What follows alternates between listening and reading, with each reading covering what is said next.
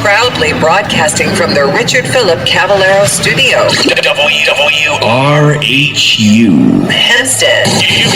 You discovered A National Association of Broadcasters multiple Marconi Award-winning station. WRHU. Radio Hofstra University.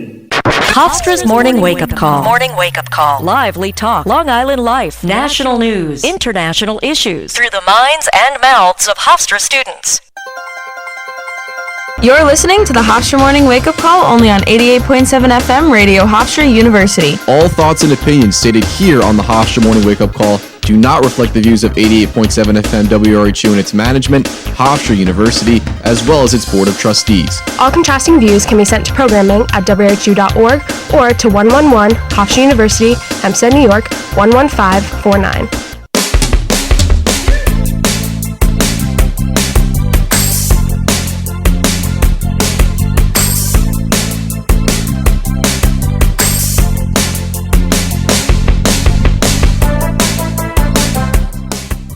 Good morning. You're listening to 88.7 FM Radio Hofstra University. This is the Tuesday edition of the Morning Wake Up Call where we're talking about Long Island life, national news, and international issues. I'm your host, Brenda Fernandez, joined by our producer, Antonio Schoenhardt, Cameron Bowden, Jack Ferretti, and Thomas Athier. In our first hour, we will discuss a statement that was released from President Joe Biden. Elon Musk has accused Google of being biased, and we have an interview coming right up, so stick around only here on 88.7 FM Radio Hofstra University.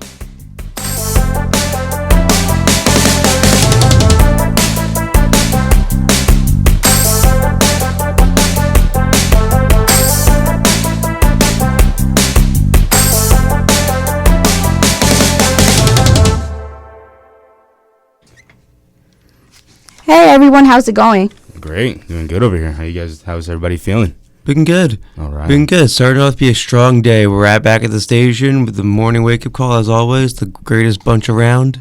I can't complain. This is a great bunch. I love this bunch. I like our bunch only for the fact that we are very, very unique, very different. We all have a lot of different opinions. So I'm insane. Thank you for just saying it.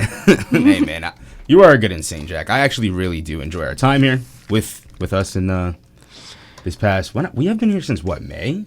Something like that? Like May 20th? And the summer's almost over. We only got a few more. Wow. I haven't thought about that. Wow. And I haven't even thought about that. The summer's really flown by in a weird way. Definitely. Have you noticed that? No, yeah, definitely. And it's like almost like you work 1 week, you do this show 1 week, and then you get busy with family or whatever, and then the next thing you know, it's like 3 weeks just passed. It's like because after like going to Italy and going on other trips and all that stuff. Went to Italy. I forgot about that. Yeah, like after like that, there was a whole story arc going on over there. Like, I know I know that next week's a cruise for my family. I can't go. Womp womp.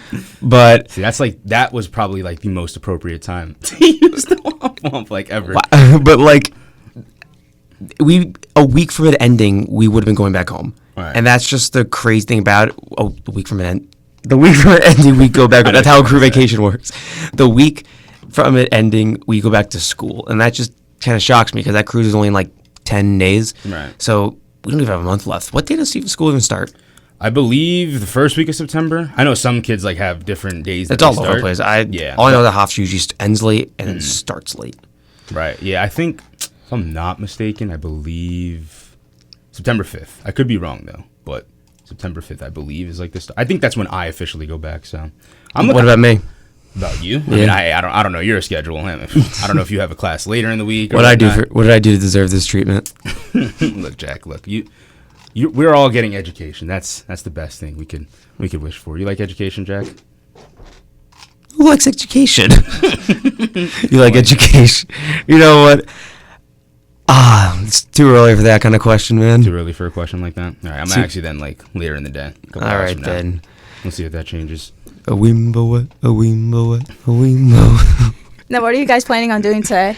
I got work after this. Unfortunately, we're going downhill from the beginning. But after that, what am I doing?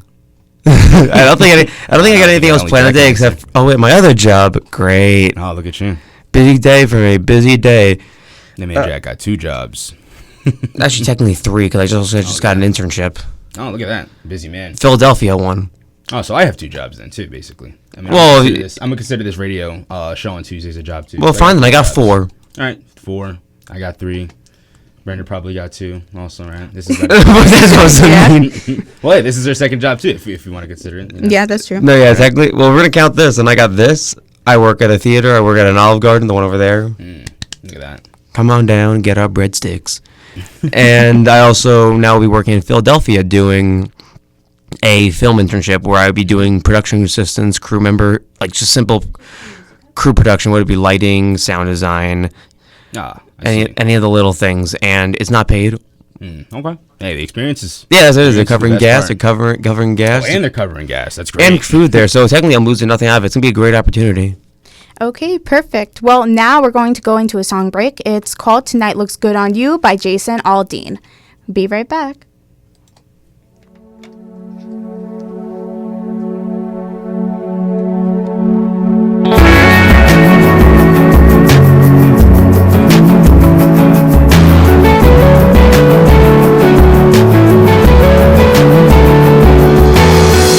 Ain't got a dress that I don't like. You ain't got a pair of jeans that don't fit you just right. There's not a minute in the day that you don't knock me out, you don't blow me away. But girl, now that the sun's gone down, whoa, whoa, looking at you right here and now, baby, something about that southern sky, sitting back behind that moon, it goes perfect with your eyes. Girl, tonight looks good on you. Something about the way you're smiling, making them stars fall right on you. I just gotta tell you, baby, tonight looks good on you.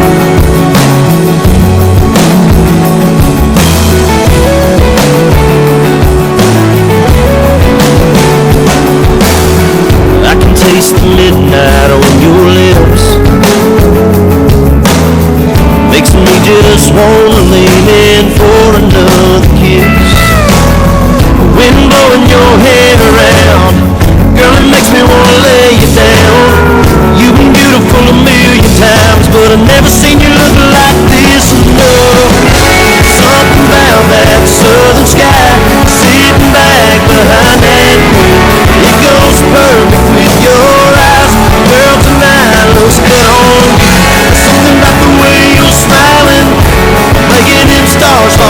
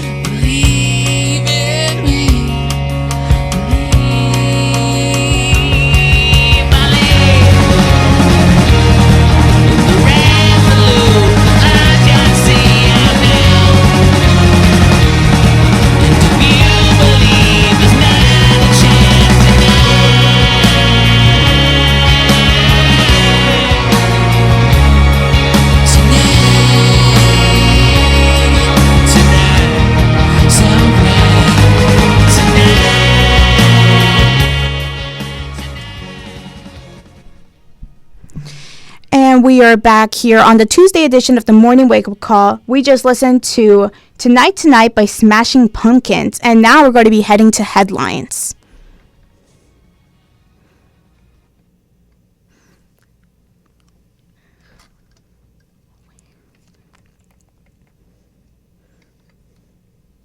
President Donald Trump's running mate, J.D. Vance, spoke at a rally in St. Cloud, Minnesota.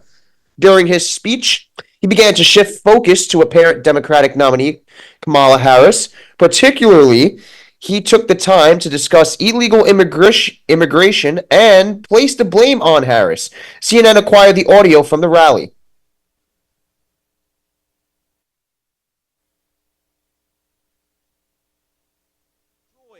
American jobs and crushing American wages. And if the border czar wins, she will not only give jobs to illegal aliens, she's talking about giving them free health care, free tuition, all paid for at your expense.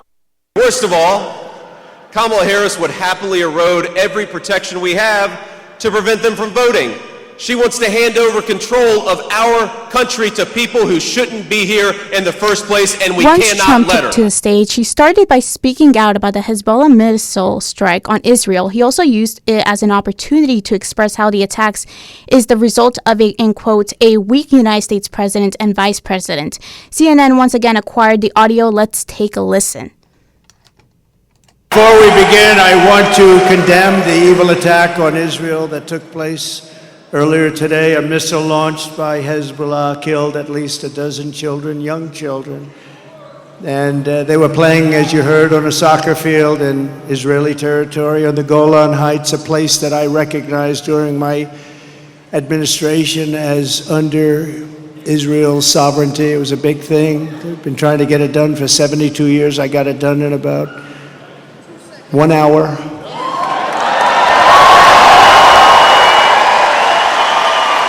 The savage Hezbollah terrorists struck these children with an Iranian precision missile.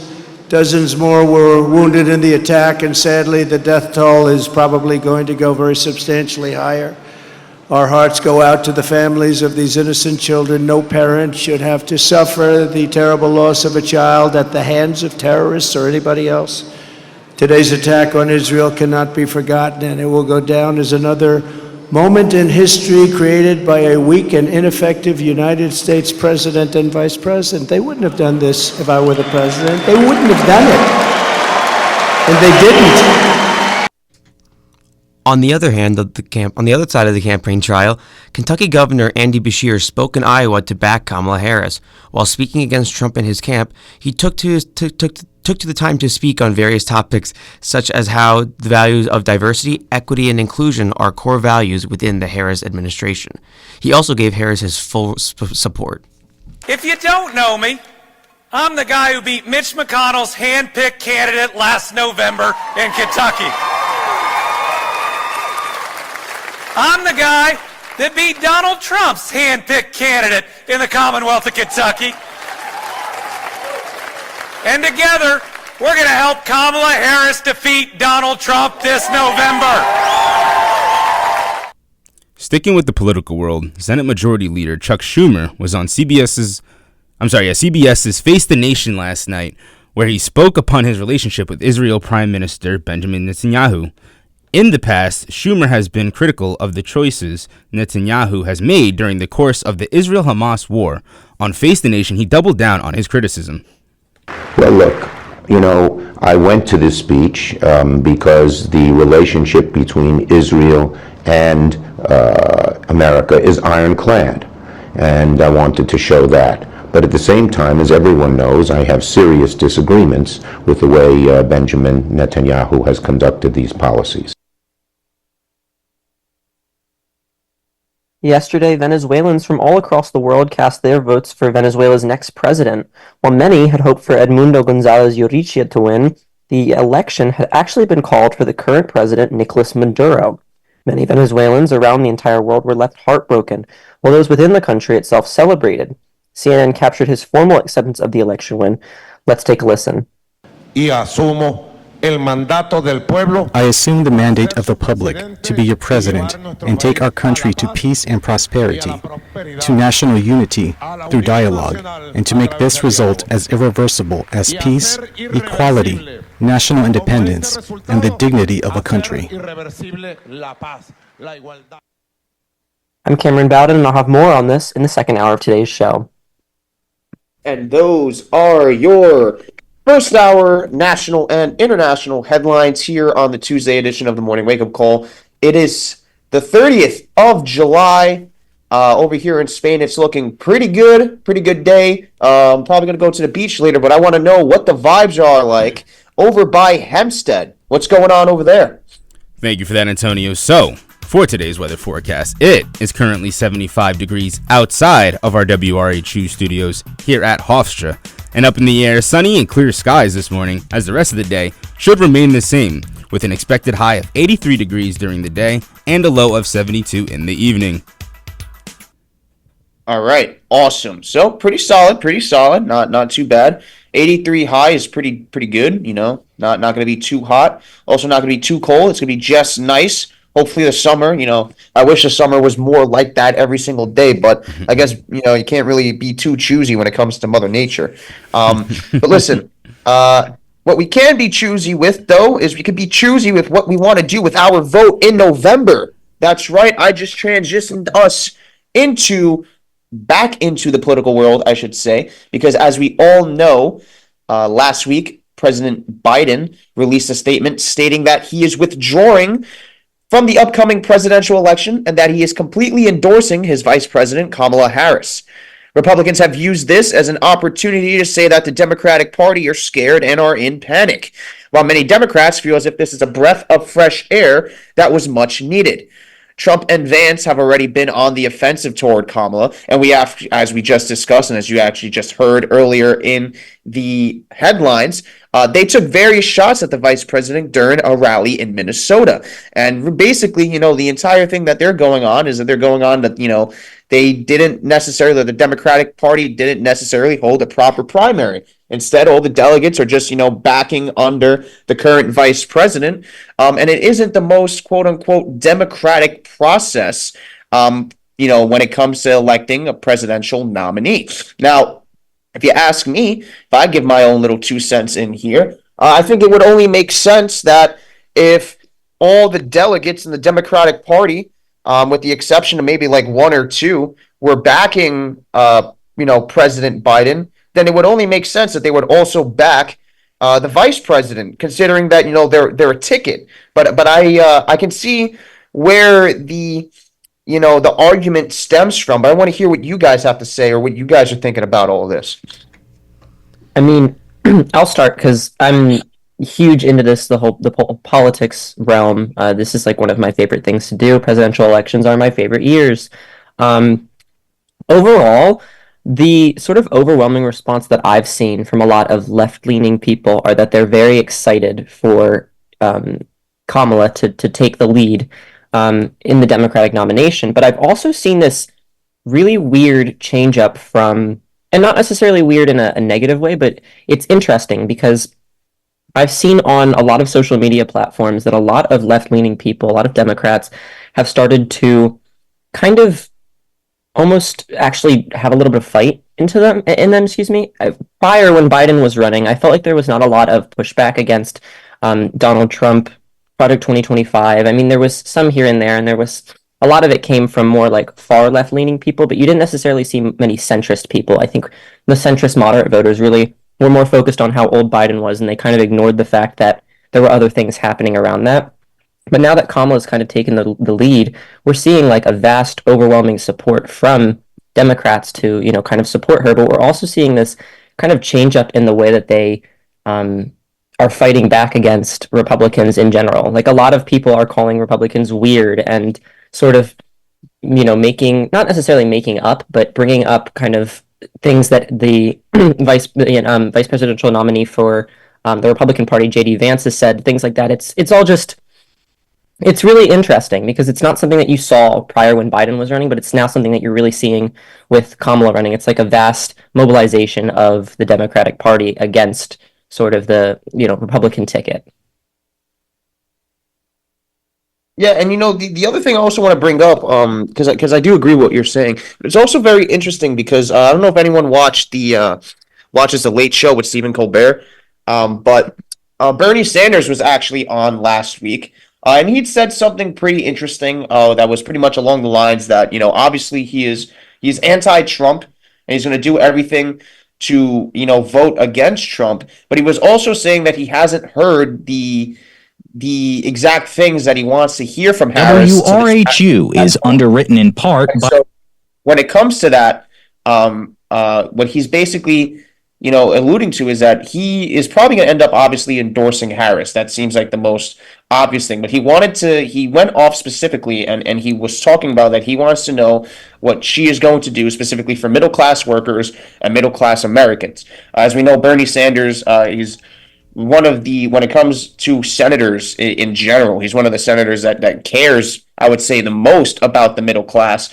And so it's very interesting to see because he was very particular with his vernacular, but he at this point isn't completely endorsing Harris 100%. So I'm interested to see where that is going to head.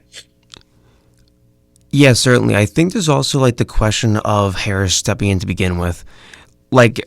Because as somebody who's, I would say, more more middle leaning, but has like some somewhat conservative views, there have been questions that I've heard from myself, that I've had myself and other people who I know who are also either conservative, Republican, or in some sense on the far right.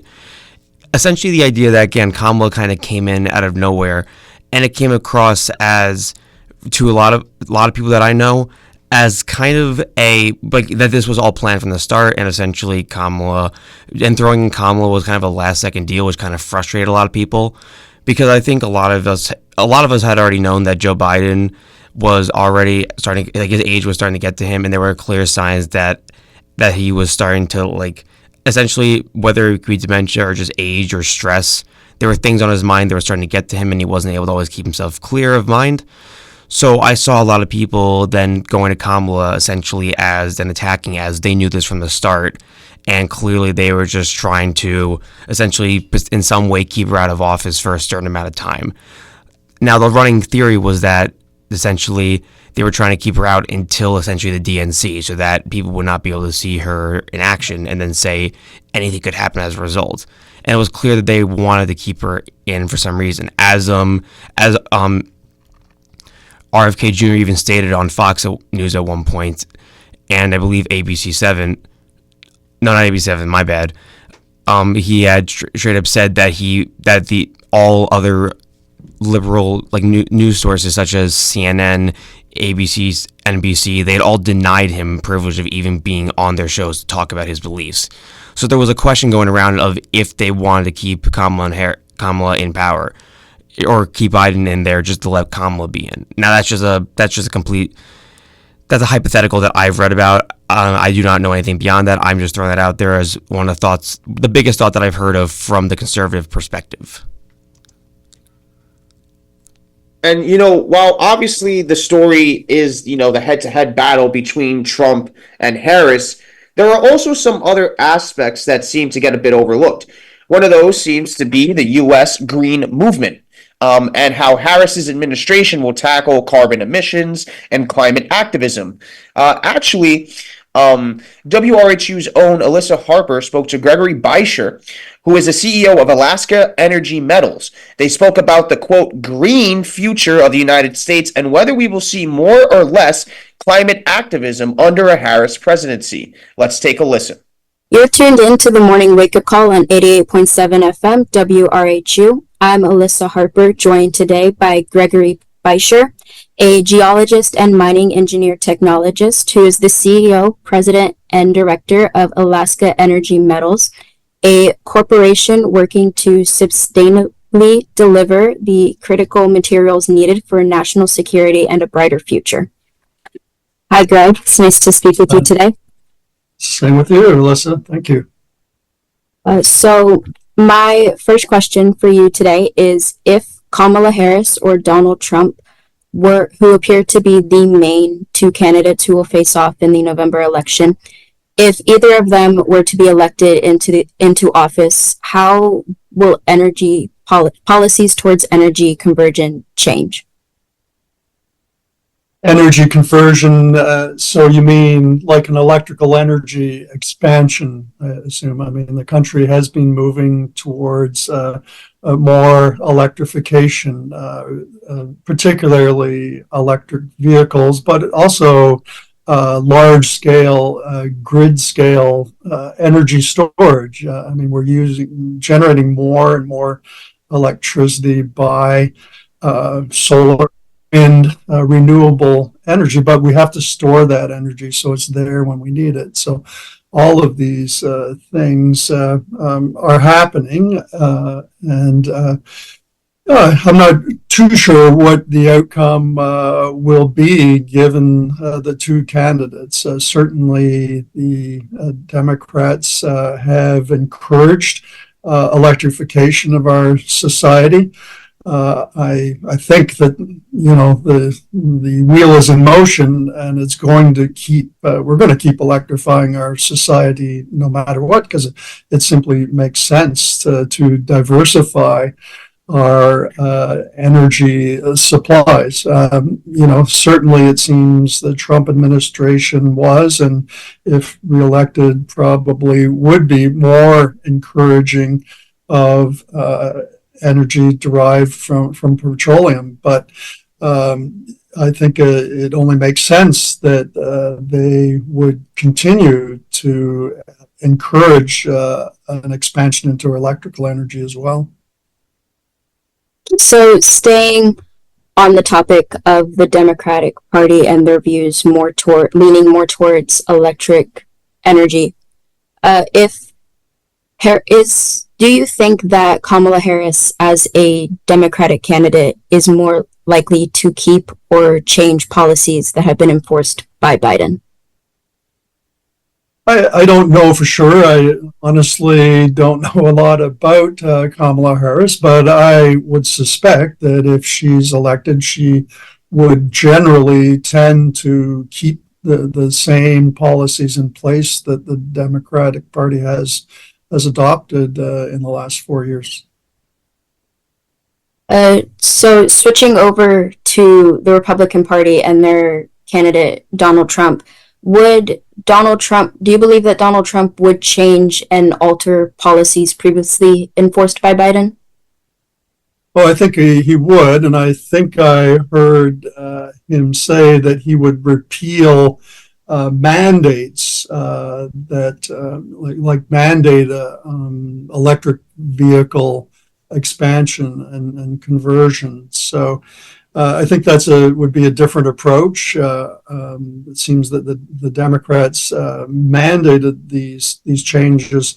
Maybe a Trump administration won't mandate it, but I don't think there's any stopping it regardless. I mean, it just makes sense that we drive electric vehicles. I don't know if you've ever driven one, but they're fun to drive. They've got fantastic acceleration, and they make a lot of sense. And I think more and more people will come to realize this, and it will be a consumer-driven conversion rather than one mandated by the government or encouraged. I mean, I look at the Democrat policies have been one of both, well, you could call it a carrot and stick approach. I mean, they've encouraged people to purchase electric vehicles by offering subsidies, but at the same time mandating that by certain timeframes that we will, as consumers, buy electric vehicles. And maybe the Republican approach won't quite be like that. It won't be forcing people into it.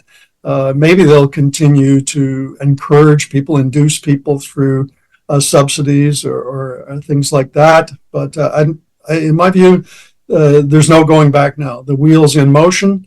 Maybe conversion to a dominance of electric vehicles might slow down a little bit, but it's going to happen.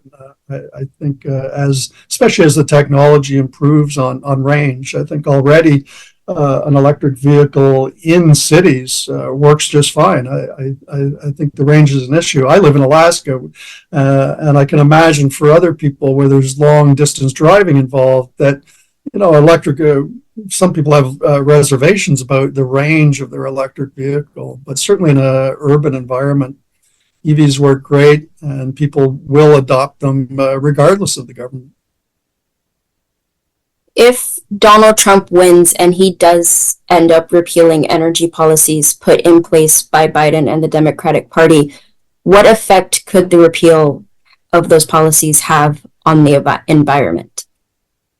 And the environment itself, well, I think Donald Trump and the Republicans view the petroleum industry as a major pillar of our economy, and it's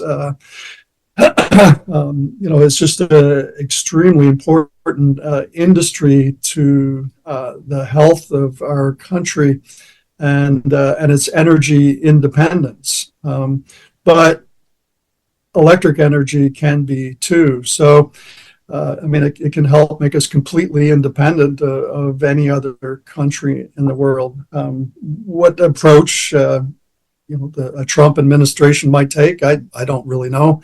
But from my standpoint, both can be extremely important. And I don't personally think that we should be trying to stop our petroleum industry. But over time, it does make sense to diversify and adopt more and more electrification. And Greg, my final question for you is, regardless of what party gets elected into power this coming November, what are some of the biggest challenges you believe our country faces as it relates to mining? Well, I know that our country is in an extremely vulnerable position. We've put ourselves into this position because over the last several decades, we've made it very, very difficult to build new mines in our country. The regulation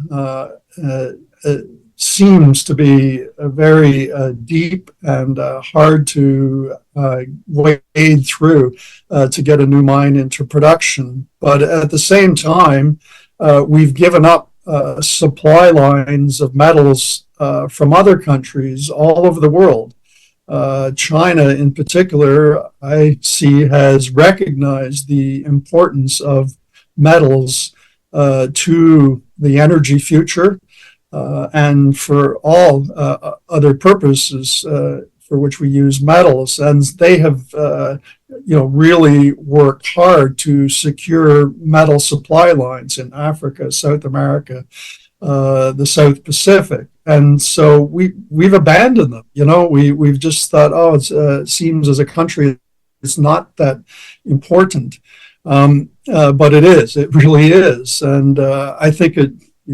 To me, there's potential danger, even that some hostilities could result between countries. If China has such dominance and control over metal supply lines, and suddenly they cut them off, well, our country is going to be in a world of hurt. And I look back in the 1970s and 80s.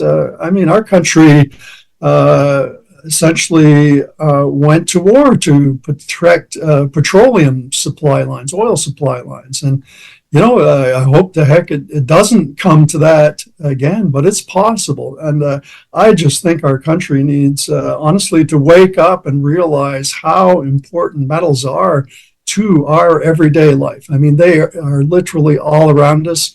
We sort of have a saying, if it can't be grown, it must be mined. But we've got to encourage domestic development of our metal resources and really work on our supply chains with countries that are friendly to us, free trade countries, and expand those relationships so that we have an assured supply of metal coming into our country, both homegrown and from our friends. You've certainly given a lot of very insightful answers, and I thank you so much, Mr. Beischer, for taking the time out of your day to speak with me. My pleasure, Alyssa. I'd be glad to follow up sometime in the future if there's an opportunity. Thank you so much. And we are back on 88.7 FM Radio Hofstra University. It is Tuesday, July 30th, and we are about 40 minutes into hour one of the Tuesday edition of the Morning Wake Up Call, where we're talking Long Island life, national news, and international issues. We've been talking about some national news so far, and we're going to keep on that same exact track.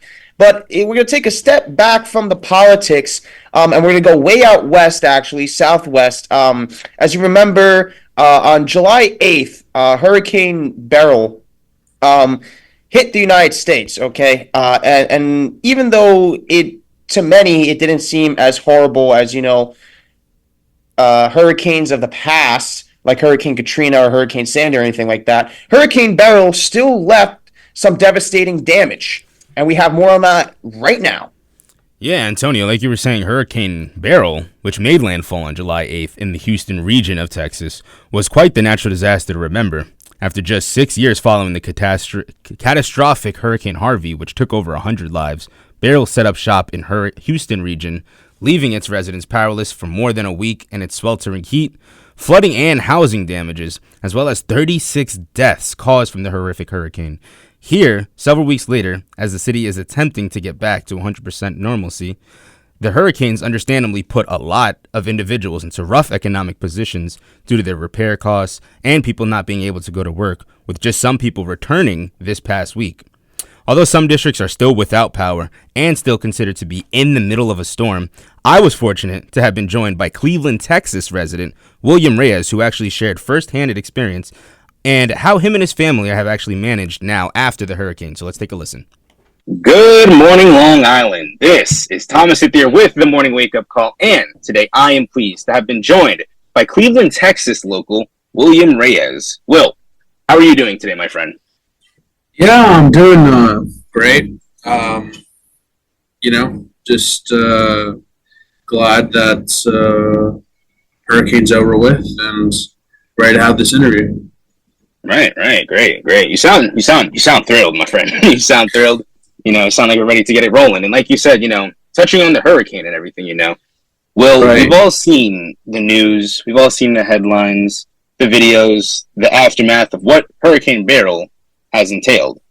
However, us being in Long Island, of course, not first-handing witnessing as yourself, can you briefly touch on what you have experienced and how it's affected you from Hurricane Beryl?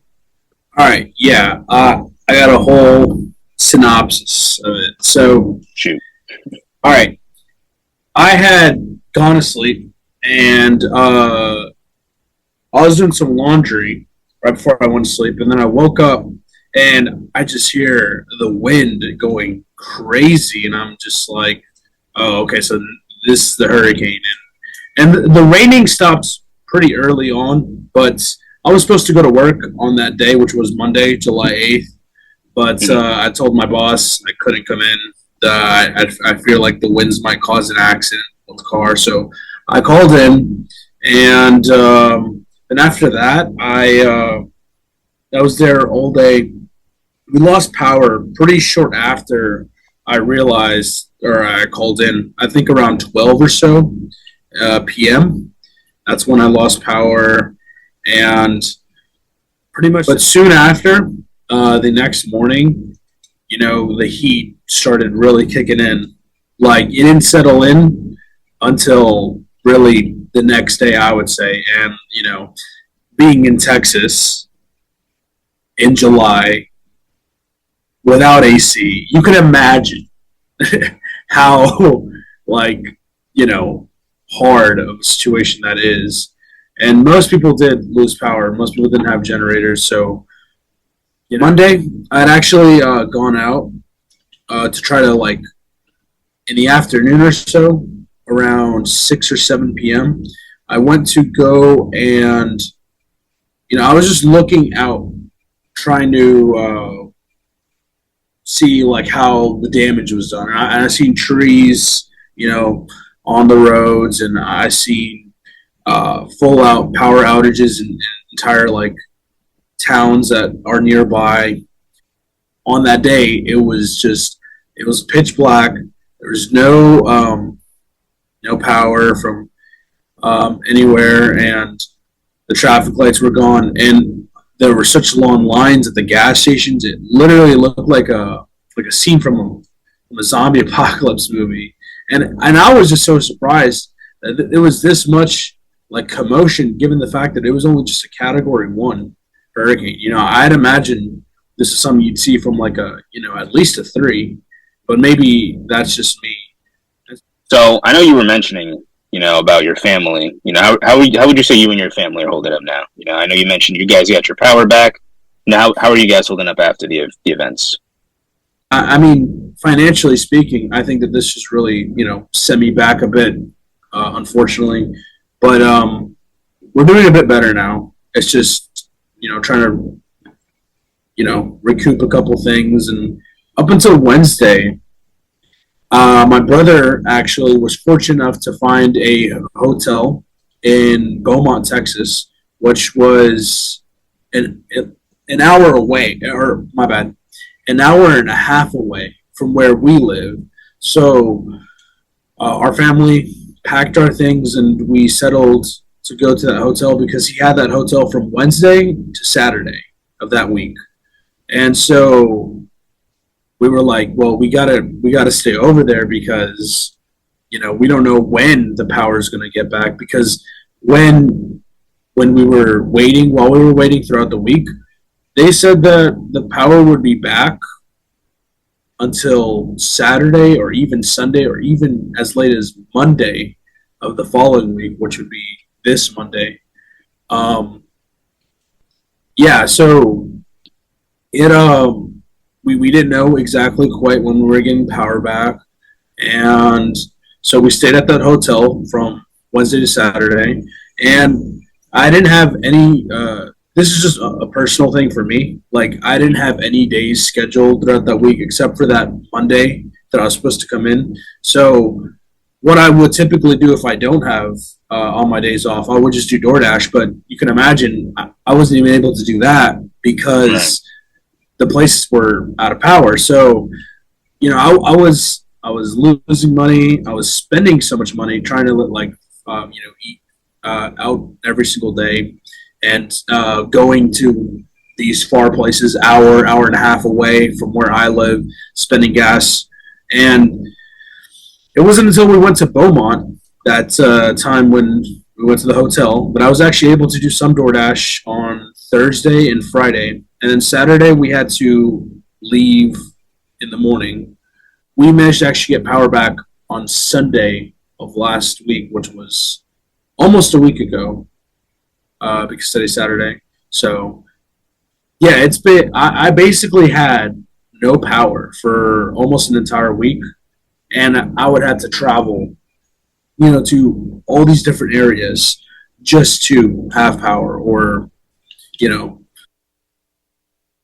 Good. That's great to hear. Great to hear. I mean, like you said too. I mean, compared to it being just like a Category 1, from all the videos I've seen and everything I've seen, it's really outrageous compared to like that just being a Category 1. So that's great to hear, and everything that you guys are recovering very finely now. I just have to ask: were you and your family at all informed at all? Like, whether I would assume you guys have a lot more weather alerts about the events before it actually happened, but were you at all alerted, or did this kind of like come out of nowhere for you? Yeah, I want to say for sure I have been keeping up. I keep up with the weather almost every single day. Like, I always check the weather. I don't know. I feel like it's such a good thing to always check in every single day. We have the power to look on our phones, just look up the weather and see what's the weather going to look like today or for the next couple of days. And I did keep up with the hurricane, and I knew that it was going to come Monday. I think people probably underestimated it just a little bit. It did do. I don't think it did as much damage as people thought it would, but at the same time, they probably just thought, "Oh, we could just sleep through it." And I was already kind of just like asking people around, like, what do they think about the hurricane that's coming? Because we pretty much were well informed before that it was coming. So okay, great. So tell me, we were kind of talking before, and you actually being a Long Island native, born and raised, and actually moving out to Texas only back in 2015. I know they happened kind of a while ago, and I believe I was only the age of 9 as well too. So, us being in the same age, I believe we probably experience or remember just as much. But how would you say this? Where would you measure this Hurricane Beryl up to either Sandy and Irene from when, being on the island? Yeah, I mean, it was just trying to remember that is very difficult, like you said. But we're trying to gauge it. I feel like it might have been close about the same years ago, but I would say to measure against Sandy and Irene, it's honestly, I would probably just say, even though I know those are, I'm sure that they're category 3, and this was only category 1. From firsthand experience, I feel like this has been the worst kind of hurricane I've had to experience, but that's only because I'm really aware of the situation with financially wise, and having to deal with all of these issues that come with hurricanes, like losing power and gas shortages, right? So I'm actually very aware of what's going on in this hurricane as opposed to the worst one, which, that's just only because, like I said before, that I can't really remember those experiences as much. But I'm sure that they were just as, frustrating and worrisome as any hurricane could be, right? So I don't mean to keep going, of course, into the past, of course. But, right. I want to talk more about a hurricane that sort of happened in your state a little more recently, and that being, of course, 6 years ago, having Hurricane Harvey. Of course, it not being as devastating as, I believe, category 4, and of course, a lot of people did lose their lives. So, of course, condolences to people that have been affected to Hurricane Harvey. How would you compare this hurricane to Hurricane Harvey? Right. So even though, like you said, it did happen about 6-7 years ago, and I was older than what I was in Sandy and Irene. I think I do remember just a little bit more in that situation where I remember we definitely had to wait a lot longer for power to come back. And what I remember is Houston got hit so much harder than all these other smaller areas. And so with that being said, these areas that I live more close to than Houston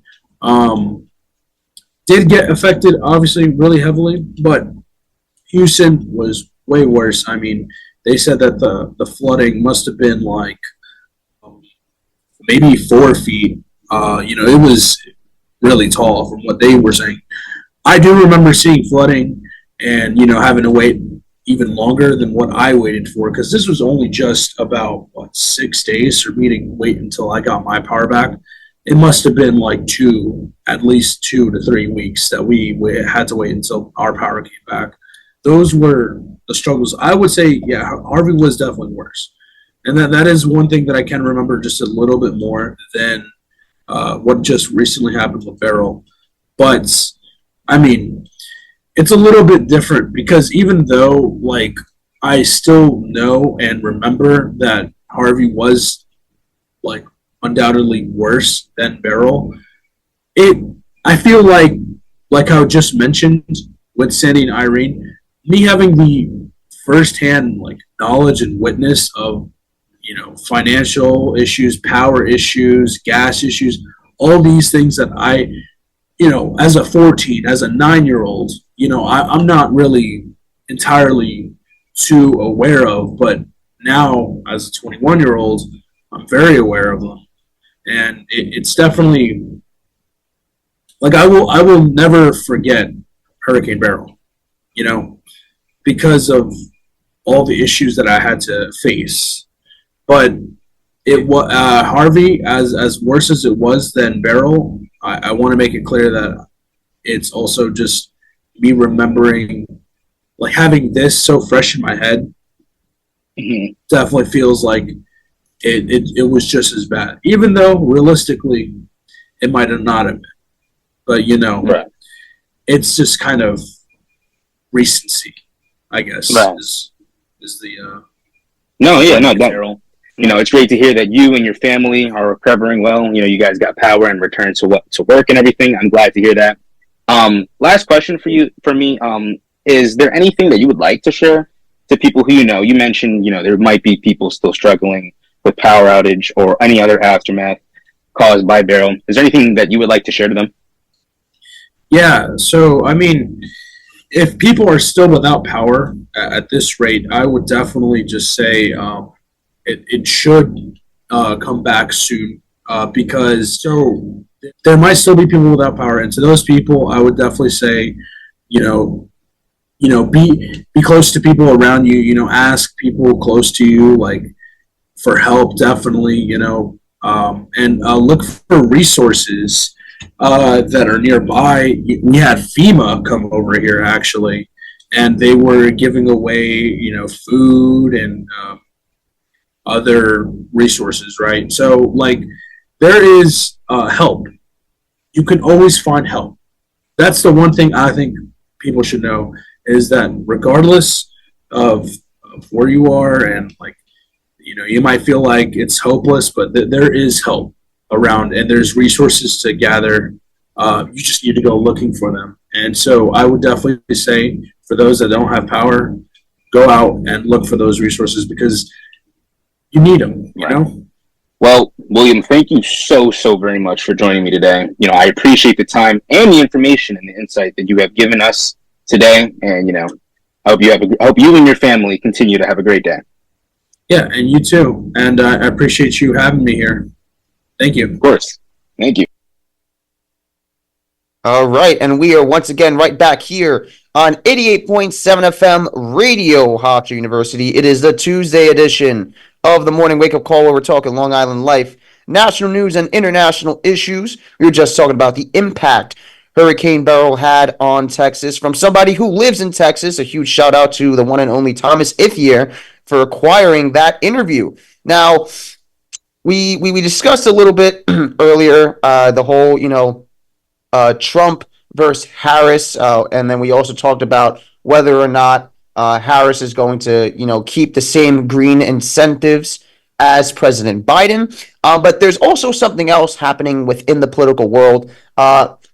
It involves Donald Trump, but it also involves the one and only Elon Musk, as you know, is the CEO of Tesla and is also now the owner of Twitter, which is now called X. Elon Musk has accused Google of being biased against former President Donald Trump on social media. Musk and other conservatives are upset about Google's autocomplete feature, which suggests search terms as you type. Musk shared screenshots showing that when users type assassination attempt of or President Donald, Google didn't show up in the suggestions. Instead, typing assassination attempt of suggested names like Ronald Reagan and Bob Marley. This happened after a recent incident where Trump was shot in the ear at a rally. Some believe that this omission by Google was to influence the upcoming election. Donald Trump Jr. also criticized Google, saying it was intentional.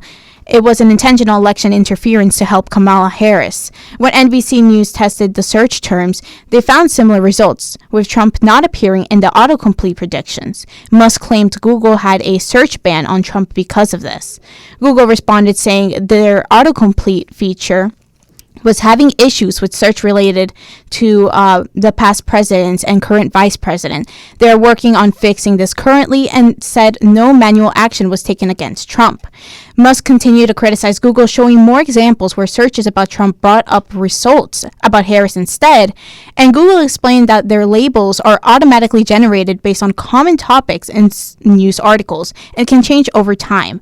Several Republican politicians, including Representative Chip Roy and Senator Roger Marshall, expressed concerns and called for investigation into Google's practices. So, right. what do you guys think about this situation going on right now? Well, what I'll say is this. Elon Musk doesn't necessarily, ever really mince words. He's kind of just always finding himself in the news and the media. And it really doesn't surprise me. Um, with the what the take that he's taking here, but it's also not very surprising from Google's standpoint. I mean, Google for the most part attempts to censor certain things. So when what I would say is this. When it comes to things such as, the assassination attempt of, okay, I understand how Google would try, to not make that, very, very accessible. Obviously, this is something that no one in the United States should be very proud of. But when it comes to other things like, President Donald, when it comes and stuff like that, it is very kind of alarming. I mean, what I'm like right now, I'll even do it right now. Like I'm gonna go on Google and I'm gonna type President Donald. And what I can tell you right now is I can promise you that when whatever Musk was saying is just incorrect, because I mean if you type in President Donald, the first thing that's gonna come up is literally Donald Trump hyphen 45th president of the United or 45th US president. So I don't know necessarily where he's coming off with this, but I can understand the first part, where the assassination attempt of is kind of miscued a little bit because well, I mean, there's been a lot of assassination attempts in the history of the entire world, but what he's going on and specifically saying that the search type Donald Trump is being censored. Yeah, I'm not buying that at all. But we're here now in the end game of hour one, but do not go anywhere because we have an entire second hour waiting for everybody who's currently listening to us. So stay tuned on 88.7 FM WRHU. Proudly broadcasting from the Richard Philip Cavallaro Studio. WRHU. Hempstead. You discovered A cornerstone of the Lawrence Herbert School of Communication. WRHU. Hofstra's Morning Wake Up Call. Morning Wake Up Call. Lively talk. Long Island Life. National news. International issues. Through the minds and mouths of Hofstra students. You're listening to the Hofstra Morning Wake Up Call only on 88.7 FM Radio Hofstra University. All thoughts and opinions stated here on the Hofstra Morning Wake Up Call do not reflect the views of 88.7 FM WRHU and its management, Hofstra University, as well as its Board of Trustees. All contrasting views can be sent to programming at WRHU.org or to 111 Hofstra University, Hempstead, New York, 11549.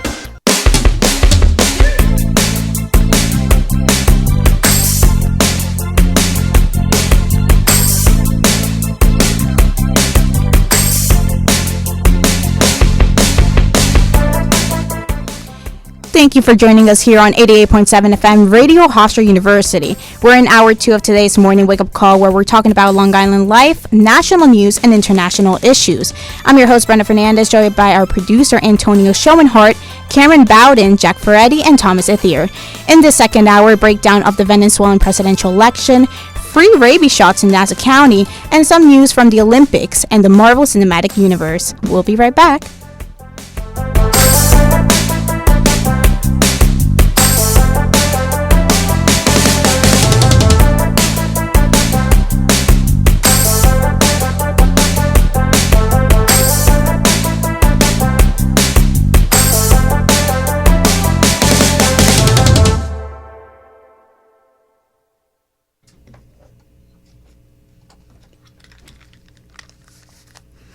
All right. Awesome. So we are here, hour two. Thank you so much for joining us. Hour one went really well. Now, what I do want to just say, too, is that, yes, we are about to go into a breakdown of the Venezuelan presidential election. There's a lot to discuss there. If you were listening from hour one, you already know our one and only Cameron Bowden gave us a quick little headline, quick little tease of it, and we're going to get that into very shortly. But first, up on the chopping block, we got some local news to talk about. There's a lot of stuff happening locally. So before we go international, let us come right back here to Long Island and talk about what is happening across the island. Are we done? No, it's local.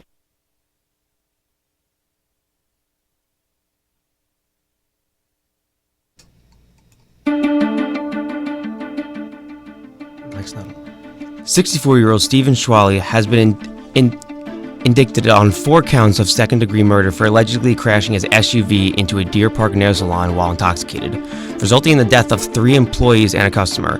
The crash, which occurred on June 28th, left 9 others injured, including salon owner Ken Cheng, age 37. Newsday captures his brother speaking for his loss at the conference. And then I hope this is the nightmare when I wake up and it is, everything is not real. Schwally, whose blood alcohol content was 0.17 at the time, will be arraigned Thursday in Riverhead. The Herrick School District paid nearly $50 million to settle 27 lawsuits filed under the Child Victims Act, accusing administrators of failing to protect students from sexual abuse decades ago. The settlement ranges from $50,000 to $5 million, were funded by 2 bonds totaling $40 million, impacting the district's budget and resulting in 5.2% increase from the 2024-2025 school year, with the district paying $1.7 million in legal fees and only $1.8 million covered by insurance. Officials are calling for state support to avoid compromising current educational programs. A shocking video captured a whale breaching in Portsmouth Harbor on Tuesday, overturning a boat upon landing. Colin and Wyatt Aline, fishing nearby, recorded the incident and rushed to assist the distressed boaters, who were unharmed along with the whale. Completely unreal. It was just kind of instinct. Immediately just kind of started driving over. I didn't have a line in the water. Ironically, just days before, Colin had reassured his family about the improbability of such an event, comparing it to a lightning strike. Aja Wilson, Brenna Stewart, and Brittany Griner led the U.S. to a 102-76 victory over Japan in their Olympic opener, as the team chases an 8th straight gold medal. Wilson scored 24 points and Stewart added 22, extending the U.S. Olympic winning streak to 56 games since 1992. And finally, Deadpool and Wolverine, the long-awaited Marvel movie, the 3rd edition of the Deadpool franchise, has exceeded expectations, earning $211 million in its first weekend in North American theaters. And that's all coming from Disney, which they announced just yesterday. Now, this record-breaking debut for an R-rated film now boasts the 6th highest opening weekend of all time, boosting its global earnings to $440 million. And now, as we just discussed that, I'm actually going to go see the movie later on today. So I am hoping I've dodged a lot of spoilers. If I get hit with a spoiler within the next 6 hours, I'm going to be very mad. So please pray that I don't get any spoilers, because if not, I will cry. But there's nothing to cry about just yet, because we got to get into the weather. Like I said before, it's definitely a beach day out here in Galicia, where I'm at in Spain. But what's the vibes out there on Long Island? Well, Antonio, for today's weather forecast, pretty much the same, as it's currently 75 degrees outside of our WRHU studios here at Hofstra. And up in the air, still sunny and clear skies this morning, as the rest of the day should remain the same, with an expected high of 83 degrees during the day and a low of 72 in the evening. All right, awesome. Thank you so much. So that's what's going on here locally, but we're going to put a pin on the local stuff, and we're going to go jump on the international train just for a little bit. We'll take a flight on over to Venezuela, or honestly anywhere else in the world, because just 2 days ago, internationally, thousands and thousands and thousands, well, I should actually say about, millions of people, millions of Venezuelans to be specific, casted their votes worldwide, like I just mentioned, in the presidential election. And well, the results may not be what some people were hoping for. So while many United States citizens are focused on the upcoming U.S. presidential election, the Venezuelan presidential election just ended, leading to many suspicions from U.S. statesmen and Venezuelan migrants within the United States. Out of the over 21 million eligible voters in Venezuelan elections, between 3.5 million to 5 million live in other countries, namely the United States, other Latin American countries, and Spain. Now, that 25% of the eligible voter population was largely unable to register to vote in this election due to new laws put in place by the Venezuelan government to almost completely bar Venezuelans abroad from voting. Following this election, which pitted the widely unpopular Nicolas Maduro against Edmundo Gonzalez Urrutia, both Maduro and Gonzalez claimed victory. Here's Maduro. I am Nicolas Maduro Moro, re-elected President of the Bolivarian Republic of Venezuela. Thanks for defending our democracy, our laws, and our people. And here's Maria Corina Machado, a leader of the opposition party and close advisor to Gonzalez. They kept it together. They didn't go to the opening ceremony. How smart and mature was that to do? And they stayed in their own lane. The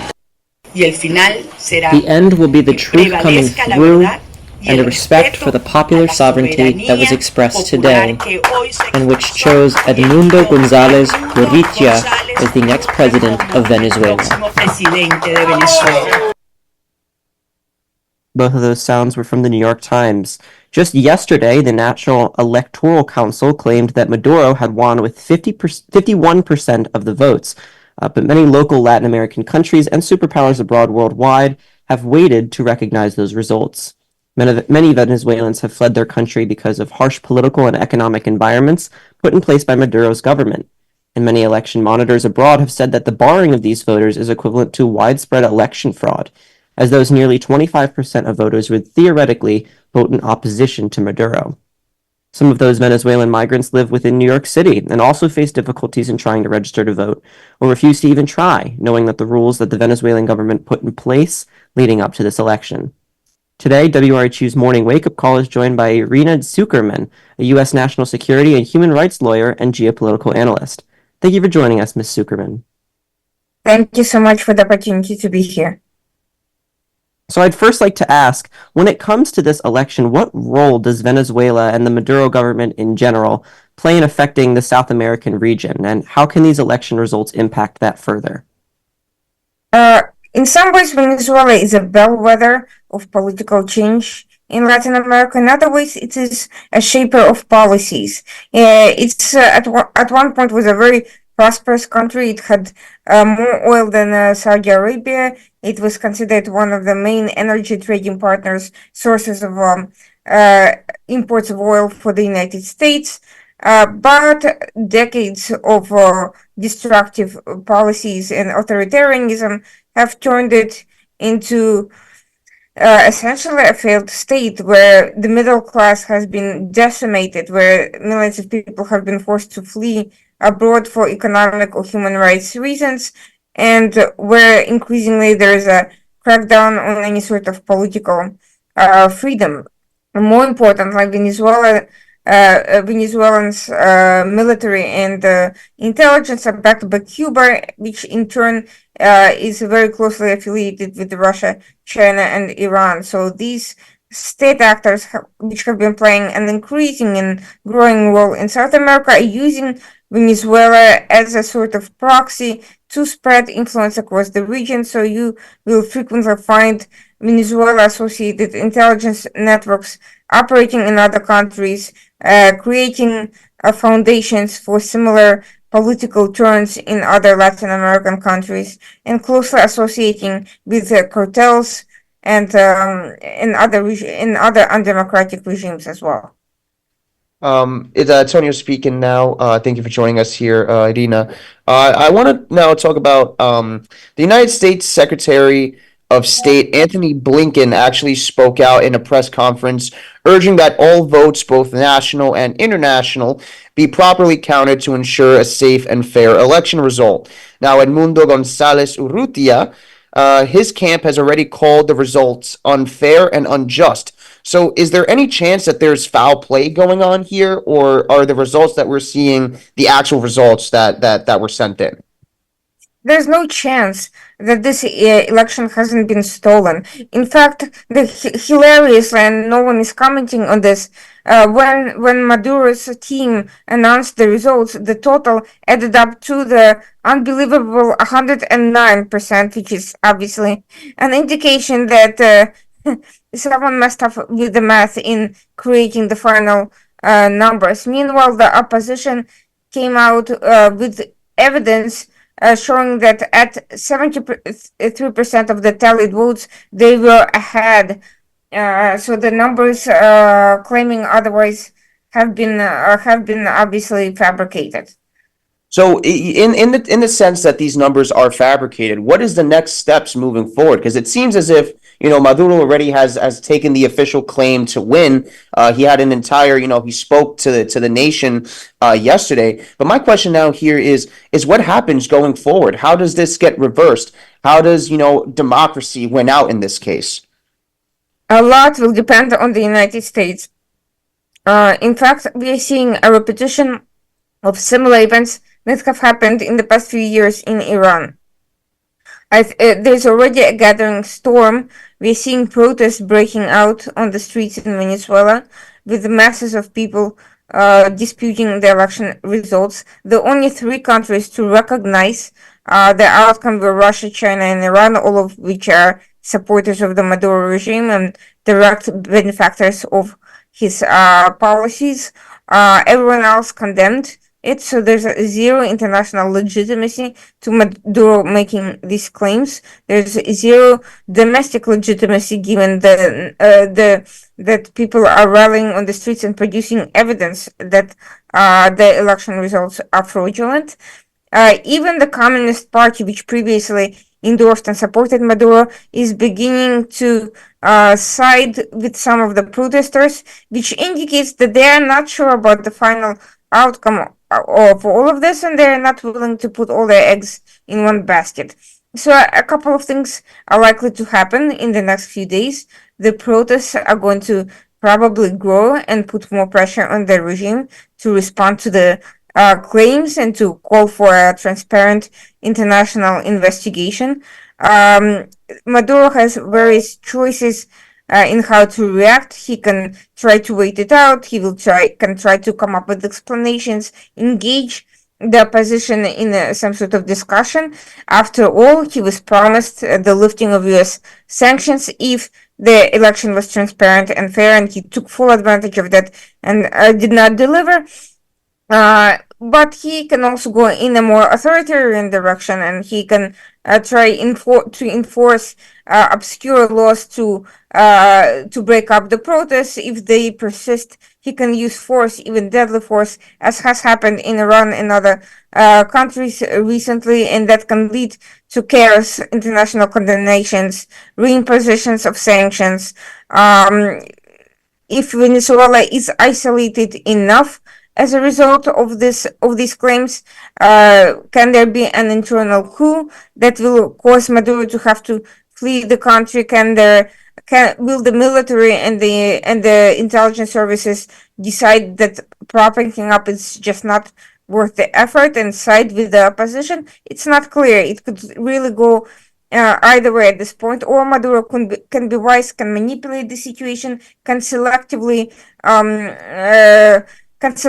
allow some protests to continue, and then use measures that are not necessarily violent but manipulative, such as taking down the internet, trying to buy off and divide sections of the opposition against each other, which he has successfully done in the past, and essentially curtail the protests before they get out of hand. Regardless, Maduro for now is being propped up by the military, so the answer will also lie with the military. Where they go, that is what is going to happen, and Venezuela, while already is increasingly criticized and isolated internationally, has also been taking advantage of the various steps of appeasement and compromise that U.S.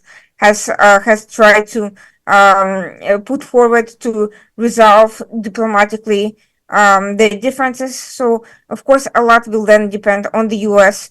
Whether they will try to negotiate with the military to back down from supporting Maduro, promising, amnesty and immunity for past wrongs, whether they will promise them a role in the new government, whether they will back the protesters openly, and whether they will be willing to give protesters something more than merely moral support.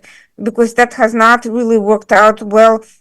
The last time the opposition tried to stage an overturn of elections, the U.S. made promises but ultimately did not commit to anything in particular, and so there was no real strong political backing for the opposition, and Maduro won easily. Now the case is different. Now we're seeing that the elections are openly fraudulent. It's not merely the case of the opposition being divided and not having enough support. They clearly won on their own, but will U.S. take advantage of this opportunity to provide additional pressure and support and create a path for them to be able to actually take power into their hands politically? That remains to be seen, and right now the climate is extremely uncertain. The statements coming out of the State Department have not been reassuring in the sense that while they condemned the fraud, they have not particularly promised any concrete measures in response to Maduro's violations.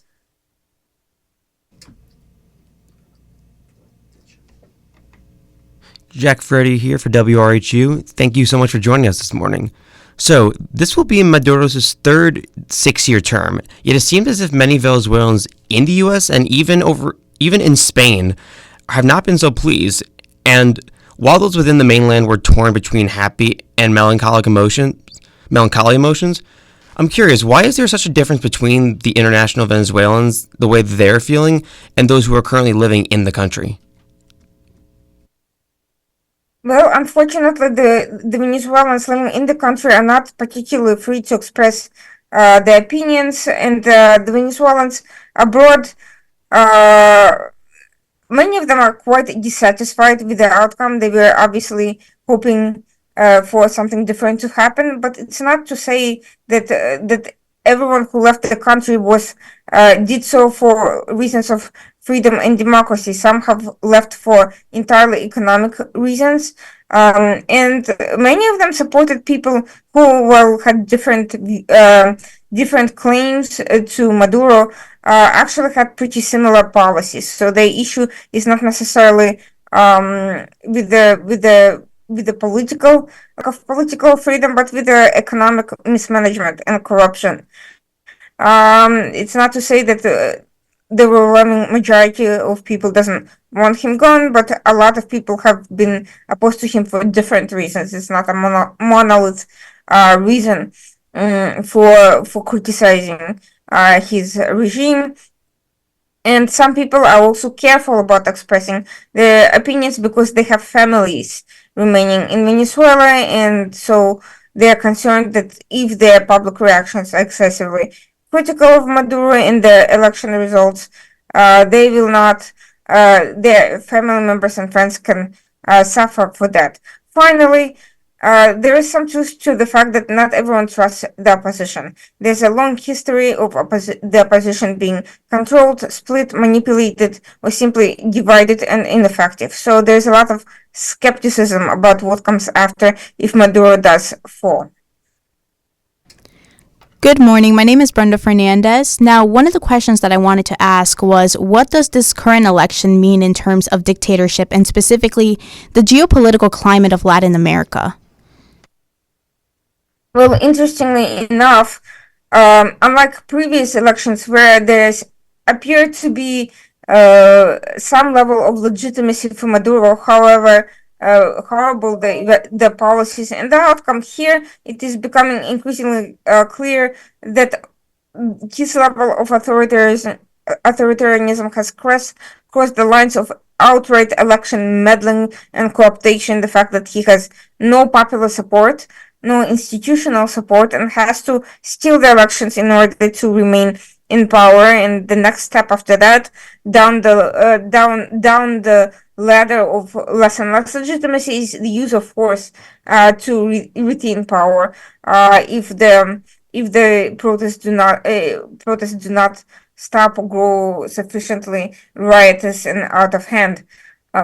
What that means for the U.S., of course, is increasing instability not only in Venezuela but all over South America, because whenever there is this sort of a conflict between a regime and its people, the The containment of results is hard to predict. Will this break out into some sort of a civil unrest or an uprising? Will there be a mass flood of refugees as a result of crackdowns by the government?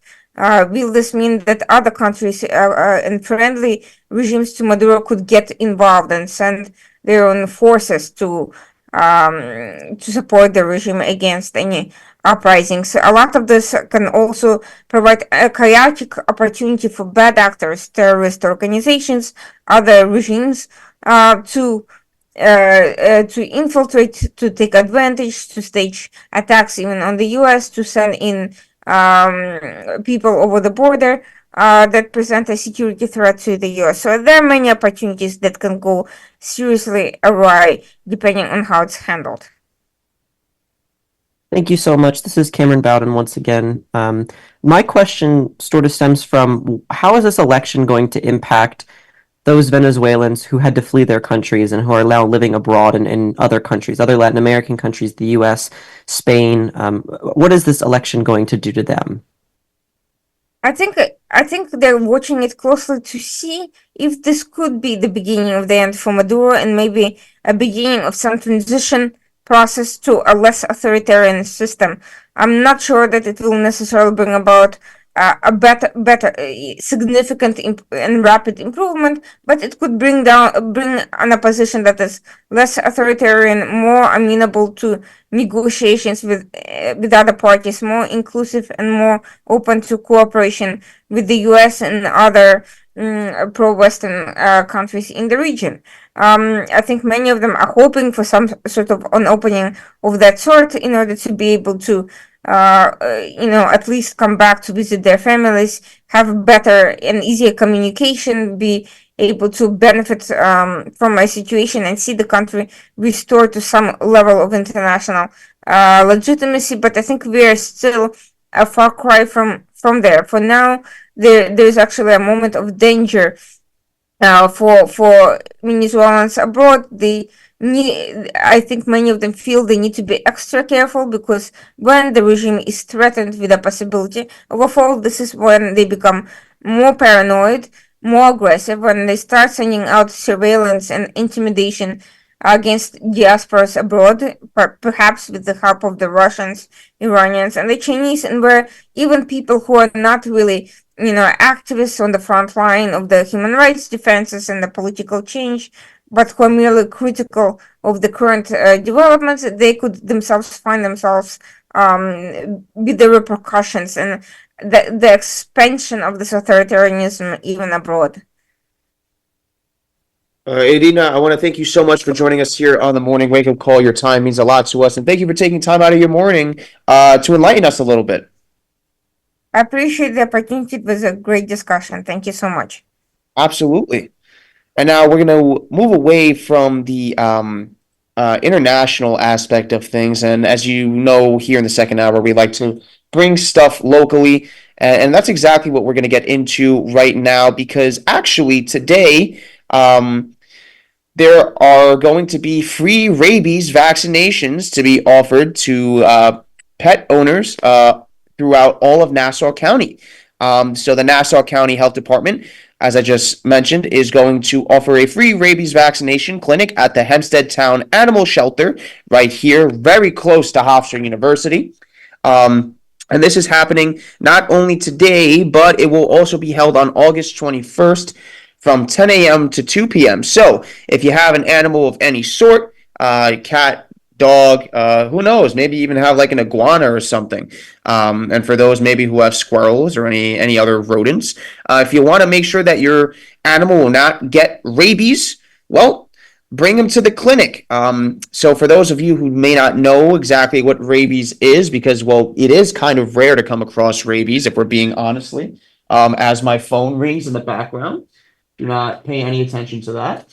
Awesome. Anyway, rabies is a dangerous neurological disease, and if symptoms are shown, it is actually highly fatal. So the disease can be transmitted to humans and through pets through stuff like bites, scratches, and saliva from infected animals. So trap, neuter, release programs, or TNR programs, are exactly what are being run throughout the entire country. So usually whenever you see feral cats, feral dogs, or any random or any pets out there on the street, it is very common for animal shelters and animal clinics to capture them, give them a rabies shot, and then release them back out into the wild, just to avoid the spread of rabies.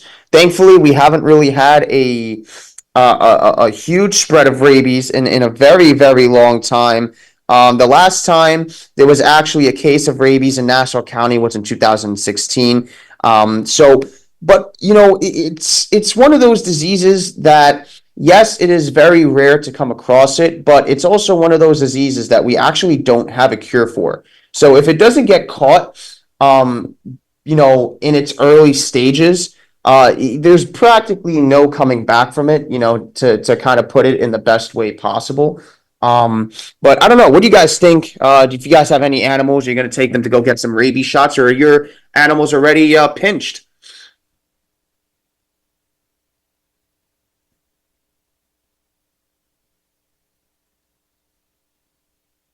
All right. I could start. I have a dog back here in Pennsylvania, so unfortunately, I'm not going to be able to participate in the Nassau drive for rabies vaccines again because I do not live there right now. But I will say that I think this is overall a great move. In general, I think vaccine drives of all kinds are really helpful. It helps a lot of people recognize maybe that they have not, kept their pets, or even if it was more like a human drive or whatever, it helps to understand like you aren't up to date on your vaccines, if that makes sense. It helps expose sometimes when people are a little bit behind on some of those things, right? So I think vaccine drives overall are a very great method, at least, of getting out the vast amount of people to try and get them to keep their pets and themselves safe. I really do think that's a great move. It's also a lot easier than having to schedule an appointment, because being able to just show up and have it done is just, it helps with people who have very tight, very complex schedules. Because I know that that's a huge issue experienced by people often is, I really would, but I can't because I have all of this stuff that I have to do. I have to work and all that stuff. So having the ability to just be able to show up and have the ability to get vaccinated is always a great move. So I think this is an awesome move. But again, I won't unfortunately be able to participate because I am not currently in Nassau County. No, yeah, like touching on what you just said, Cameron, too. I think it's a wonderful idea. The fact that as a person who has 2 cats and a dog, I think this is absolutely great. Only because of the fact that as long as you're protecting your animals and from any diseases, anything like that, and on top of that, like Cameron said, making as the fact that it's so available, and instead of having to schedule an appointment, not even just scheduling an appointment, having to actually find somewhere that can get rabies shots. I know it's probably not as accessible. You might need to go through like things like insurance or whatnot, which not a lot of people might have or can afford for a pet. So I see this as a great move, only for the fact that it's so easily accessible, and if your town is offering something that's that's kind of like you're entitled to it, then I would say take full advantage of it. I would say go for it. So I think it's actually a great move. Like I said, if my pets didn't have like the rabies shots and everything, so they're all good right now, but if they didn't have it, I definitely would partake in this. Yeah, I agree. Like my dog also has we actually recently got him the rabies shot before, but I've noticed that most of the dogs and animals, like, not only does it affect them, like, and affects us too, but it also gives them a lot of bad symptoms. Like, I was looking it up online. You get pain areas in the muscles, dizziness, fatigue, fever, and it's actually very difficult to treat it. I don't even think I'm not actually sure if it's treatable. Is it? I'm not too I don't think so. If you catch it very early stage, you can treat it, but once like the disease like ferments, I guess that's the best word I can use. There's nothing you could do against it. Yeah, so just imagine losing your pet just because you weren't able to provide them the needs that they needed, and it could be because of multiple reasons. Like you said, financially, because nowadays you think about it, going to a veterinarian, it's so expensive. Like my dog, he had to go get himself, like, he had to go get a tooth out. Right. I called and it was around $3,000 to get one tooth out. Wow. You know, so just imagine that. I can't imagine paying for something like rabies. That must be enormously high of a cost. And if you look too, like one thing I want to say really quick too is that if you also like, this can also like affect humans too. Like let's say you have an animal that has rabies, has wild rabies, and it might unfortunately bite somebody, or actually might like contract it to someone else. You know, that's unfortunate for the human because they might like Antonio said, of course, if they catch it early on. But some people might not be as lucky or whatnot. So the fact that it's also keeping your pets and as well as the homeowners and anybody who comes across a rabies animal safe as well. No, I absolutely agree. And, you know, honestly, what I just say is if your dog or your cat, you don't have the vaccines for your dogs or cats, I definitely urge you to get your animals vaccinated with more than just even rabies shots, because those same exact diseases can transfer to humans. And rabies affects, obviously, animals pretty brutally, and it affects humans even worse. There are people that, you know, have died from rabies. So to, you know, minimize the chances of that happening, just, you know, vaccinate your animals pretty easily. But listen, that's going on in Nassau. But another thing going on, I guess, you know, around the entire world, but also in New York, celebrations for the Olympic Games. It seems like every 4 years, or I guess I should say every 2 years, if you're including the Winter Olympics as well. It seems like the whole world just kind of goes on pause. You know, wars even go on pause and stuff like that for the Olympic Games. It's just, you know, what happens. Everyone loves to see the Olympic Games. It's the longest standing human tradition, I guess you could say, started all the way back in Greece. And it's always cool to see, especially Americans, just unite behind the American athletes who are representing our entire nation this year in France. Yeah, with a week of Olympics fanfare completed and only a couple days after the opening ceremony on, I believe, Friday, the morning wake-up call has all you need to know on the last week of the biggest sports event worldwide. So far, after yesterday's games, the USA is in the lead with 20 gold, silver, and bronze medals combined.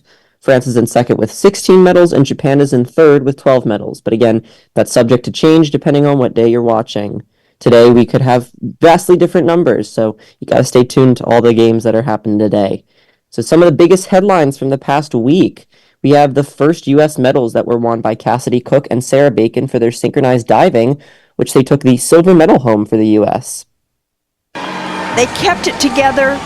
They didn't go to the opening ceremony. How smart and mature was that to do? And they stayed in their own lane. They are really amazing. This is only the second medal the United States has ever won in this event. Kelsey Bryant and Abby Johnston won silver in London 12 years ago, and Sarah Bacon and Cassidy Cook get Team USA off to a wonderful start in diving. That sound was from NBC News. In a fencing match for gold, two American fencers went head-to-head, with Lee Kiefer making history as the first woman to ever win 2 gold medals in the category of fencing, and her opponent, Lauren Scruggs, was the first black woman to ever win a medal for the U.S. in fencing. Obviously, Kiefer won gold and Scruggs won silver. The United States took home their first medal in men's soccer in men's gymnastics in over 15 years yesterday. The team, consisting of Paul Judah, Frederick Richard, Asher Hong, Stevik Nedorisic, and Brody Malone, took home the bronze medal for the U.S., the first time since 2008. Yesterday, the U.S. women's basketball team set out on their goal of an 8th straight gold medal win against Japan. And the final U.S. headline from the Olympics, Simone Biles, a U.S. gymnast and recognized by many as the greatest, is facing a calf injury but still plans to compete in the all-around finals next week. Now, in some more international Olympics news, another tennis matchup happened that was highly anticipated by fans worldwide. A matchup that we spoke about 2 weeks ago at Wimbledon, but ended here at the Olympics with a different outcome. Spain's Rafael Nadal faced off against Serbian Novak Djokovic, and instead of Nadal taking the win like he did at the Wimbledon finals, he lost to Djokovic, and likely the last matchup between the two players.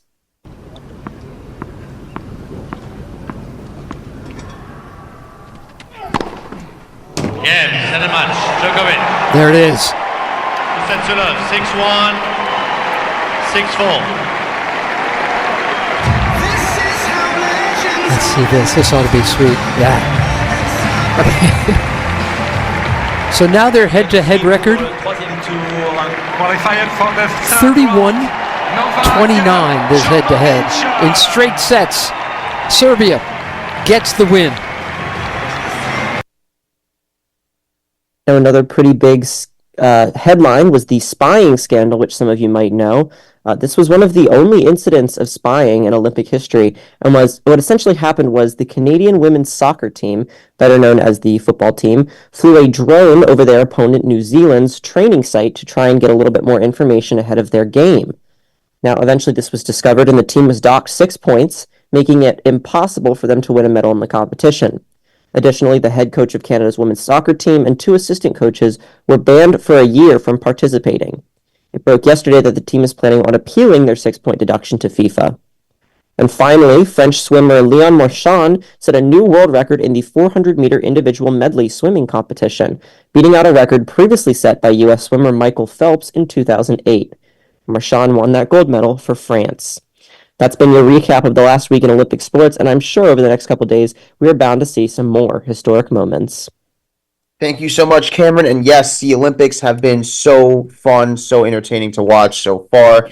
I obviously, as a soccer head, as a soccer fan, really do enjoy watching the soccer portion of the Summer Olympics, and keeping in mind, of course, that it's the U23 teams that compete, so it's not technically the professional national teams. Instead, it's the sub-23 teams, but still lots of very talented players on each of those squads. I'm also another fan of the skateboarding. I don't know if you guys were watching any of the skateboarding events, but there was a few going on Sunday that was actually really cool to see. There's this Asian kid who actually is the youngest Olympic athlete ever at just 12 years of age. Wow. And he absolutely shreds on the pipes. Like, it's actually nuts. That kid is a 1,000 times better of a skater than I'll ever be in my life. And he's only 12 years old, meaning that he is going to dominate the world of skating for years and years to come. Like, like whatever we thought Tony Hawk was, this kid is that, like, on crack, basically. Like, I don't know how else to explain this. But how about you guys? What other events do you guys really like seeing? Well, I have a quick question, Antonio. I know that you're over in Spain right now. What is it like being like a country over from all the action? I know that Paris is very far from Galicia, but what's it like being in Europe while this is all happening? Shockingly enough, the biggest reaction actually to the entirety of the Olympics so far was actually the opening ceremony. Not necessarily, I mean, obviously there's a whole, dispute going on whether, they were bashing Christianity or any of that, but it's not necessarily just on that's really being the talk of the town. But the other thing that's being the talk of the town was the way that the ceremony kind of, progressed. Obviously, they did something very different. They put all the athletes on boats instead of usually having them walk in, which, it's different. It's a nice change up. But to a lot of people that I've spoken to around here, the saving grace of the entire opening ceremony was Celine Dion. But other than that, I mean, it's actually really cool to be in Europe during the Olympics. I will say that compared to the United States, I feel as if people over here don't care too much about the Olympics. People care about Olympic soccer here more than anything. But it's also really cool because at least on the when you turn on the TVs over here, if there's not a Spaniard participating in a certain Olympic event, it's just not going to get aired on TV over here. So in the United States, you could turn on NBC pretty much at any point of the day, and whatever events are going on, they're going to air for all of us to see, right? Over here in Spain, for instance, they showed European handball. Why? Because Spain was playing. They showed water polo because Spain was playing. But when there's events taking place where there are no Spaniards in the event, they tend to not show it. And the reason for that, and I know this might sound a little crazy, but it's because people in Spain genuinely don't think of the Olympics as too much of a spectacle as we kind of look at it as, because over here, their big spectacles for a lot of Europeans is more so the Euro Cup and the World Cup and stuff like that. So when the Olympics come around, it's kind of just like it's a cool additive, but it's nothing that they really go crazy over, if that makes sense. Very interesting. Yeah. One thing I will say is that I'm a big sports guy. I love sports and all that. So I've been very in tune with the Olympics. I love the Olympics every time it comes around. I'm not the biggest Winter Olympics fan, to tell you the truth. I do tune in here and there. Just like I said, I'm a sports fan, so I feel like it's my due diligence to tune in to even the Winter Olympics. But me personally, my favorite is of course the Summer Olympics. I just love it when it comes around every 4 years, from the last, of course, being. But one thing I have been watching too, I don't know if anybody else here, but me being a big basketball fan, I would say watching Team USA, they played the other day. I think it was Tuesday. I can't remember exactly when they played, but they played Serbia the first round, and I would say they put on a very good showing. And although I will say that their last few games, which was the exhibition rounds, the kind of the games that don't really matter before, they weren't playing all that great. So I was really not looking forward to the Olympic basketball. I'm like, oh God, the Olympic basketball team is not playing well. They were doing a lot of turnovers. The only one that was actually doing good was 42-year-old LeBron James. So my thing is that I was really kind of not as optimistic as I am now after watching them play the first game, because me personally, of course, I'm rooting for Team USA. Of course, especially this team, this being the known as the renowned New Dream Team, meaning, for whoever doesn't know, the New Dream Team being the loaded roster with all kinds of superstars. I'm talking Steph Curry, Kevin Durant, Jason Tatum, Joel Embiid, LeBron James, like I said. And this is really not as stacked of a roster that you have seen since the 1990, I believe, the 92-98 Dream Team. I'm gonna get heat for not knowing the year, but since the 90s Dream Team with you had Larry Bird, Magic Johnson, Michael Jordan. So it's really fun to see them. Like I said, even when watching them at first, they weren't playing all that good, and I wasn't as excited. I'm pretty excited to get into some Olympic basketball now. Even the women are doing really good. They just played Japan in a very close game. That was a very entertaining game, to tell you the truth. So I'm really looking forward to it, honestly. I think continuation. This is a year where both the men and women take home gold in basketball. I'm very confident about it. One of the coolest things too, because if we're going to be on the topic of LeBron and stuff like that, all the memes going around on Twitter and on Instagram and stuff like that of like Captain America crossing the Delaware, just him standing there with the American flag, absolutely hilarious. I thought that was one of the funniest things too. He was actually rocking that too, man, with the white blazer flag just bearer. It was awesome. Yeah. That's probably got to be also one of the coolest things you could do as a person. Like, imagine being a flag bearer for your country at the Olympics. How there's probably less than 100 people from each country that have done that so far. Mm-hmm.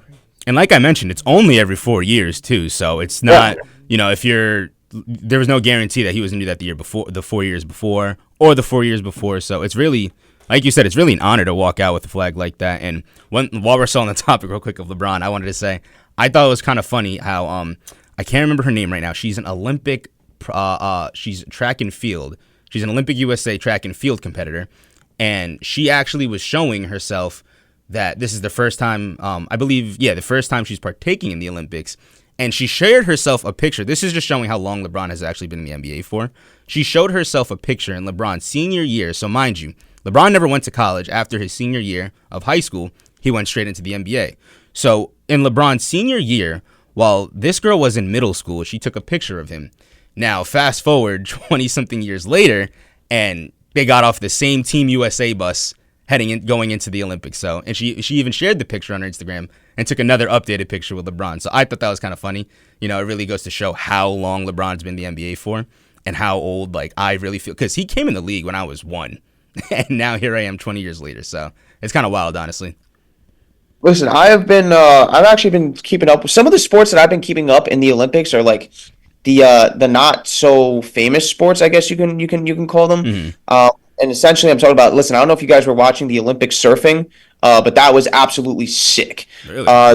the Brazilian guy, Rio, forgot his last name, but he had one of the coolest pictures I think I've ever seen, just ever, and it's him literally just like floating in the air after ripping a crazy wave, pointing at the sky, and just like surfboard behind him. It's going to be probably one of the most famous pictures at an Olympics, I'd say, ever. Yeah, like the conditions were perfect. His name is Rio Gabriel Medina. He makes Olympic history, being he won an Olympic medal for Brazil, being the first Brazilian to ever win a gold medal for surfing, specifically for surfing, not just in general, just for surfing. So that's really cool to see. But there's a bunch of other sports that are happening at the Paris Olympics that we've actually never seen before. So one of these sports is going to be climbing. So if anyone is interested in like rock climbing and stuff like that, well, guess what? That's making its way to the Olympics. And then break dancing. That's right. You heard it here first. Break dancing is an Olympic sport. So if you want to watch some break dancing, tune in on August 9th. That's when the breakdancing qualifiers begin.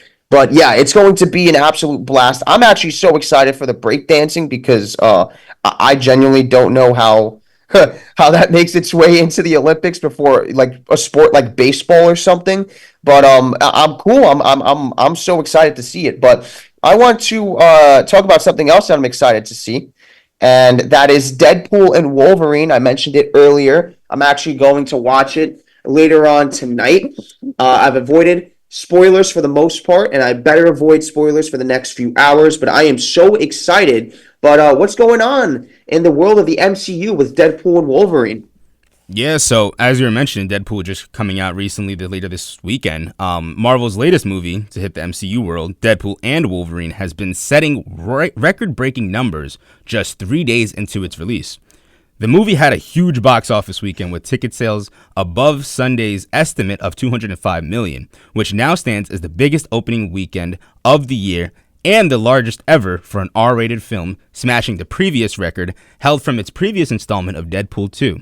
The movie currently sits at $444.3 million, surpassing Avatar: Way of the Water and giving Deadpool the sixth biggest opening weekend of all time.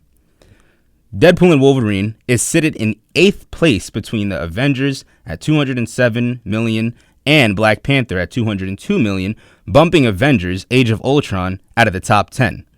Deadpool is by far the biggest opening of the year, unseating Disney's Inside Out 2 at $154.2 million, and the most tickets a movie has sold in its debut weekend since Barbie stormed theaters last July, playing in 4,210 locations. Deadpool and Wolverine also surpassed 2019's The Lion King at $191.8 million to become the biggest July opening ever.